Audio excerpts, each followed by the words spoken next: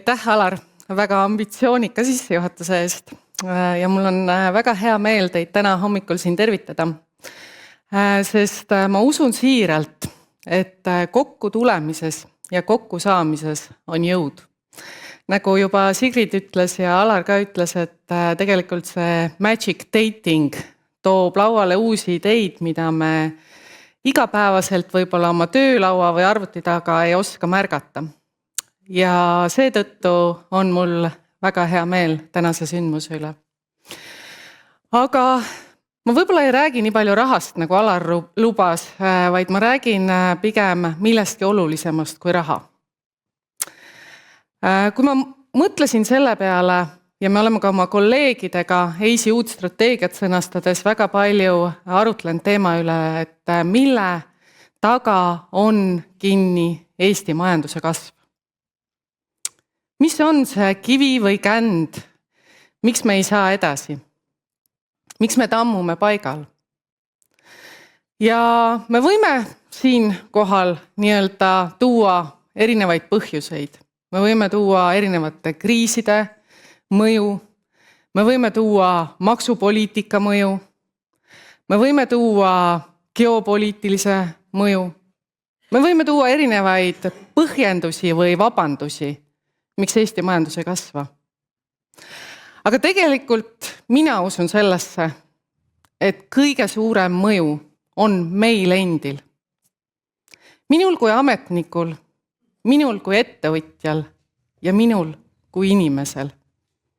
Inimesel teha see visioonikas eesmärk või luua see visioon ja seada sellest lähtuvalt uued ambitsioonikad eesmärgid. Sest kui me vaatame näiteks ja võrdleme Eesti majanduskasvu Leedu majanduskasvuga, siis eelmisel aastal Eesti kahanes 0,3% ja Leedu kasvas 2,6%. Mida nemad tegid teisiti? Kuidas nemad saavutasid kasvu? Ma arvan, et neil oli julgust, ambitsiooni toetada ettevõtteid ja investeerida sinna valdkondadesse, olgu see siis tööstus või teistsugune teenuse pakkumine kui Eestil. Eesti on jäänud magama oma IT-teenuste edulugude peale. Ja me peame vaatama märksa laiemalt. Me peame vaatama seda, milline mõju on infrastruktuuri investeeringutel või meditsiini investeeringutel. Ma saan aru, et see on keeruline, sellepärast et nendes suurtes valdkondades on innovatsiooni teha väga-väga keeruline. Nad on reguleeritud ja ka välisturgudele minek on nendes valdkondades kindlasti väga keeruline, sest Euroopa Liit ei ole homogeenne, vaid killustatud.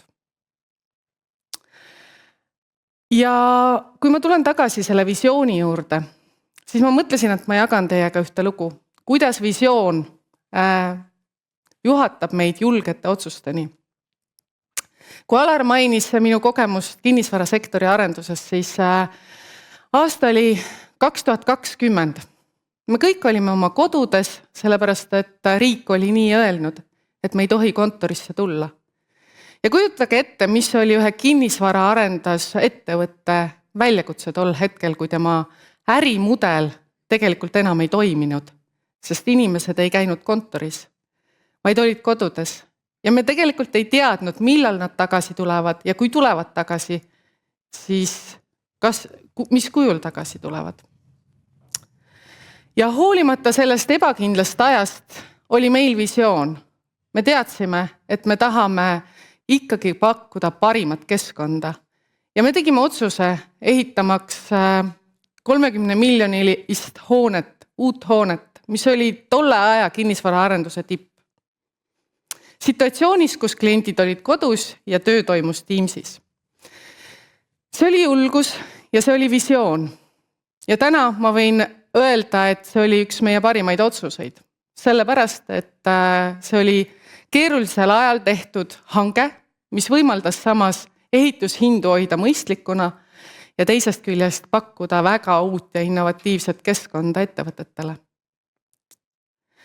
Kas me mõtleme riigis selliselt?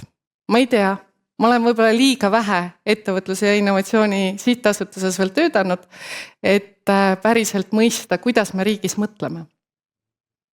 Küll aga ma tean, et me oleme jäänud mugavustsooni. Me oleme jäänud oma innovatsiooniriigi imidžit imetlema.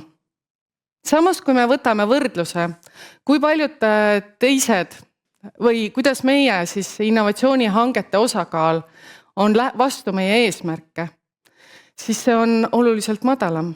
Et meie eesmärgiks on vähemalt 2% hangetest teha innovatsiooni hangetena, tegelikkus 1,6%, rahalises mahus 5%, tegelikkus 3,6%. Ja kui te arvutate selle tegelikult Sigridi välja toodud rahasummad ja näete sinna kõrvale neid numbreid, mis on väga tagasihoidlikud, siis ma usun, et seal on see Eesti innovatsiooni hüpe peidus. Sest Euroopa Liidus on see juba 9%, USAs 20% ja Lõuna-Koreas 25%. Me oleme jäänud mugavustsooni. Samas on riigil ülioluline roll Eesti majanduse kasvule ja arengule. Sest meie ettevõtetel läheb hästi siis, kui riik on hea tellija oma suurte mahtudega, mille baasilt ettevõtted saavad innoveerida ja teha uusi teenuseid ja tooteid, et kasvatada lisandväärtust töötaja kohta ja tegelikult omada seda unikaalset toodet, mida eksportida maailma ja millega olla globaalses konkurentsis jätkusuutlik. Ja siis ma mõtlesin enda peas, et aga miks me ei julge? Mis takistab meil inimesena võtta seda julgust? Ka minul, eisijuhina. Ja siin üks teema on kindlasti visiooni puudumine või vähene visioonikus ja ambitsioonikus. Teine on probleemide tuvastamise oskus. Kas me päriselt teame, mis on meie probleemid, mida me lahendame? Või me suuname kiirkorras raha turule? See on, ma arvan, mõttekoht ja väga sügav mõttekoht, sest me tegelikult neid rahaotsuseid tehes peaksime mõtlema kaugemale mõjule, kui ainult sellele, et ma tahan ehitada selle 2 kilomeetrit või 5 kilomeetrit teed. Me peaksime mõtlema, kuidas see tee on tark või kuidas see tervishoiusüsteem või tehnoloogiline lahendus aitab meil tulevikus nii-öelda tervist juhtida. Ehk siis ma usun, et meil kõigil peaks olema see laiem pilt ja visioon, millist riiki me tahame Eestis luua. Ja kolmas, tegelikult väga oluline on kultuur. Kultuur ja soov võtta vastutust. Soov võtta vastutust avalikus sektoris on väga tundlik teema. Sest miks me kardame eksida? Kõik meie eksimused saavad ajakirjanduses suurte pealkirjadega kajastatud. Ja veel hullem, kui meie või minu nimi on selle juures. Samas eraettevõtluses katsetamine, testimine ja eksimine on innovatsiooni üks põhialustalasid. Ja testimise ja katsetamise ja innovatsiooni juures on ülioluline hüpoteeside sõnastamine. Ehk siis võib-olla me peame õppima avalikus sektoris teistmoodi mõtlema, et tekiks see julgus võtta vastutus. Ja siinkohal ma arvan, meil on väga häid näiteid ja head näited julgustavad kaasa mõtlema ja kastist välja mõtlema. Teisest küljest on ettevõtluse ja innovatsiooni sihtasutusel ka omad tööriistad ja teenused, millega me saame toetada et innovatsioon sünniks. Meil on nii keskse hankja kompetents, ehk siis meil on majas inimesed, kes aitavad läbi mõtestada probleemi ja aitavad kokku kirjutada seda dokumentatsiooni, kui ka korraldavad vastavaid koolitusi ja programme, et teadlikkus tõuseks. Ja meie saame rääkida EIS-is neid edulugusid laiemalt ja mitte ainult Eesti riigis. EIS-i roll on ju ka Eestit turundada kaugemale, kui Eesti piirid seda lubavad. Me püüame viia Eestit maailma. Nii et koos me saame jutustada ka seda Eesti edulugu, kasvatada ettevõtete lisandväärtust, kasvatada Eesti eksporti ja viia Eesti majandust järgmisele arengutasemele. Ma soovin teile edukat konverentsi, et need kõik mõtted, mis te siit kaasa võtate, avaksid teile uue tee, uued mõtted ja ma julgustan tegema koostööd. EIS on kindlasti partner või tahab olla partner, kes innovatsiooni ergutab ja toetab. Nii et siin kohapeal on ka minu kolleegid, kes saavad teile meie teenustest rääkida. Ja soovin julgust. Ehitame innovatsioonile ja teadusarendusele uue ja tugevama Eesti. Aitäh!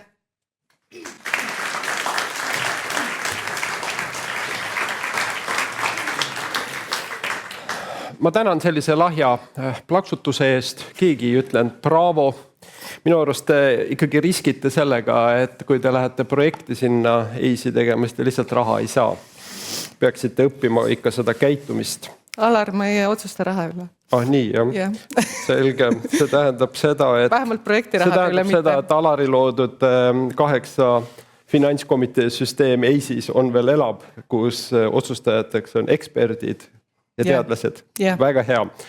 Innovatsiooni osas. Ja, te võite nüüd teha bravo ja aplausi mulle.